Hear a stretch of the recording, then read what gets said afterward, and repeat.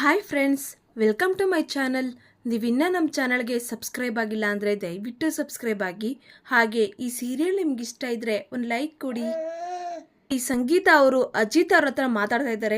ಅಲ್ಲ ಕಣೋ, ನಿನ್ನ ಹೆಂಡತಿ ಖುಷಿಯಾಗಿದ್ದಾಳ, ಬೇಜಾರಲ್ಲಿದ್ದಾಳ, ಕೋಪದಲ್ಲಿದ್ದಾಳ ಅಂತ ಏನೂ ತಿಳ್ಕೊಳ್ಳಲ್ವಲ್ಲ ನೀನು ಅಂತ ಹೇಳಿದಾಗ ಅಜಿತ್ ಅವರು, ಹೌದಮ್ಮ, ಅವಳು ರೂಮಲ್ಲಿ ಬೇಜಾರಲ್ಲಿದ್ಲು.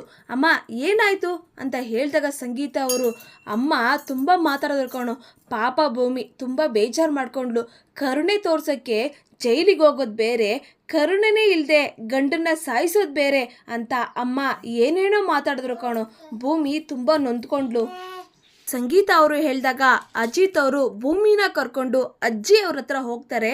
ಅಜ್ಜಿಯವರು ಪಾಪ ನಡೆಯೋದಕ್ಕೆ ತುಂಬ ಕಷ್ಟಪಡ್ತಾ ಇರ್ತಾರೆ.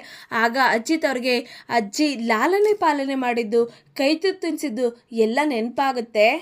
ಈಗ ಅಜ್ಜಿಯವರು, ಏನಪ್ಪ ರೆಡಿಯಾಗಿದೆಯಾ ಅಂತ ಹೇಳಿದಾಗ ಅಜಿತ್ ಅವರು, ನಾನು ಭೂಮಿ ಜೊತೆ ಹೋಗ್ತೀನಿ.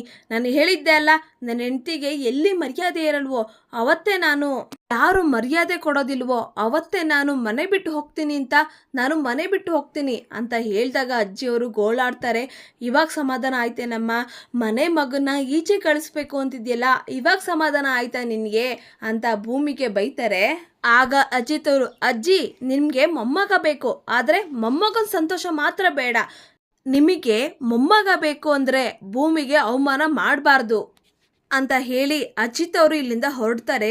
ಈಗ ಭೂಮಿ ಹೂ ತಂದು ಗಣೇಶ ಹತ್ರ ಇಟ್ಟು, ಗಣೇಶ, ನನ್ನ ತಾಯಿನ ಎಷ್ಟು ದಿನ ಅಂತ ದೂರ ಮಾಡ್ತೀಯಾ?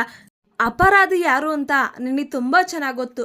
ದಯವಿಟ್ಟು ಅವ್ರಿಗೆ ಬೇಗ ಶಿಕ್ಷೆ ಕೊಡಿಸಿ ನಮ್ಮಮ್ಮನ್ನ ಬಿಡಿಸ್ತೀಯಾ, ನಮ್ಮಮ್ಮನ್ನ ನಿರಪರಾಧಿ ಅಂತ ಪ್ರೂವ್ ಮಾಡ್ತೀಯಾ ಅಂತ ಭೂಮಿ ದೇವರ ಹತ್ರ ಬೇಡ್ಕೊತಾ ಇರ್ತಾಳೆ. ಇದನ್ನ ದೇವಯಾನಿಯವರು ಕೇಳಿಸ್ಕೊತಾರೆ. ಇಲ್ಲಿಗೆ ಸಂಚಿಕೆ ಮುಕ್ತಾಯಗೊಳ್ಳುತ್ತೆ.